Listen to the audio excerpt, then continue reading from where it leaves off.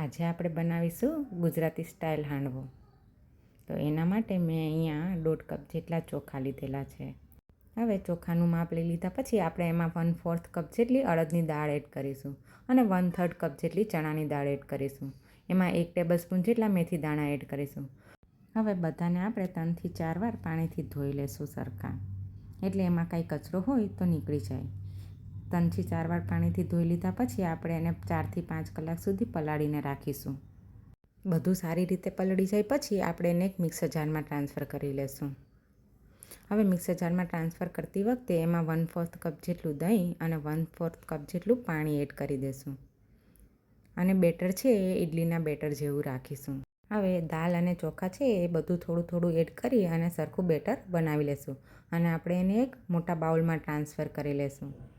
બધું બેટર થઈ જાય રેડી એટલે આપણે એને સરખી રીતે મિક્સ કરી લેશું અને બાઉલને ઢાંકી અને આખી રાત એમાં આથો આવવા દેશું. હવે સવારે આપણે જોશું તો આથો મસ્ત આવી ગયો હશે અને આથો આવી જાય પછી આપણે એને સરખું મિક્સ કરી લેશું અને એમાં આપણે હવે વેજીટેબલ એડ કરીશું. અહીંયા મેં 1 કપ જેટલું દૂધી અને ગાજરનું છીણ એડ કર્યું છે અને 1/4 કપ જેટલી પલાળેલી ચણાની દાળ એડ કરી છે. હવે આપણે ચોપરમાં આદુ, મરચાં અને લસણ છે એ ચોપ કરી લેશું એકદમ ઝીણા. બધું ચોપ કરી લીધા પછી આપણે એને સાઈડમાં રાખી દેશું. પછી આપણે બાફેલા મકાઈના દાણા અને વટાણા છે એ એડ કરી દેશું અને બધાને સારી રીતે મિક્સ કરી લેશું. હવે એક પેનમાં તેલ ગરમ કરીશું અને એમાં 1 ચમચી જેટલી રાઈ એડ કરી દેશું. રાઈ કકડી જાય એટલે કડી પત્તા એડ કરી દેશું, તલ એડ કરી દેશું અને આદુ, મરચાં અને લસણ જે ચોપ કરેલા હતા એ એડ કરી દેશું અને સારી રીતે મિક્સ કરી લેશું. પછી 1 ચમચી જેટલો હળદર પાવડર અને 1 ચમચી જેટલું લાલ મરચું એડ કરી દેશું અને બધાને સારી રીતે મિક્સ કરી લેશું.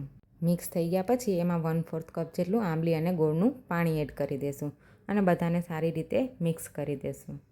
બધું સારી રીતે મિક્સ થઈ જાય એટલે આપણે અહીંયા 1 ટેબલસ્પૂન જેટલી ખાંડ એડ કરી દેશું અને બધું મિશ્રણ છે એ આપણે બેટરમાં એડ કરી દેશું અને બધાને સારી રીતે મિક્સ કરી લેશું કે જ્યાં સુધી બધા મસાલા છે એ બેટરમાં સરખા મિક્સ ના થઈ જાય અને 1/2 કપ જેટલું પાણી એડ કરી દેવાનું. જો તમારું બેટર પહેલેથી જ થોડું પતલું હોય તો પાણી સ્કીપ કરી શકો છો. પછી આપણે 2 ચમચી મીઠું એડ કરી દઈશું અને બધાને સારી રીતે મિક્સ કરી લેશું.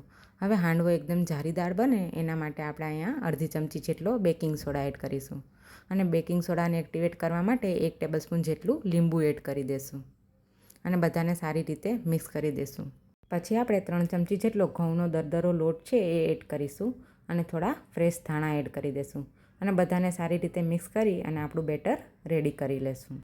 પછી હાંડવો બનાવવા માટે એક કડાઈ લેવાની. જો તમારે મોટો હાંડવો બનાવવો હોય તો મોટી કડાઈ લઈ શકો છો. મેં અહીંયા એકદમ નાની કડાઈ લીધેલી છે. અગર તમારી પાસે હાંડવાનું કુકર હોય તો એમાં પણ બનાવી શકો છો. હવે કડાઈમાં આપણે તેલ એડ કરી અને થોડા તલ એડ કરી અને હાંડવાનું બેટર એડ કરી દઈશું અને એને ઢાંકી દઈશું. ગેસની આંચ છે એ એકદમ ધીમી રાખીશું અને એક સાઈડ હાંડવો પાકી જાય પછી આપણે બીજી સાઈડ એને પલટાવી લેશું. હાંડવો છે એ ખાવામાં એકદમ ક્રિસ્પી લાગશે અને ટેસ્ટ છે એ ખાટો અને મીઠો બંને આવશે અને મરચાં નાખ્યા છે એટલે થોડોક તીખો પણ સ્વાદ આવશે. હાંડવાના માપ પ્રમાણે આમાંથી 7 થી 8 મિની હાંડવા બનશે. જો તમને મારો વિડીયો સારો લાગ્યો હોય તો લાઈક, સબસ્ક્રાઈબ અને કમેન્ટ જરૂરથી કરજો. Thank you.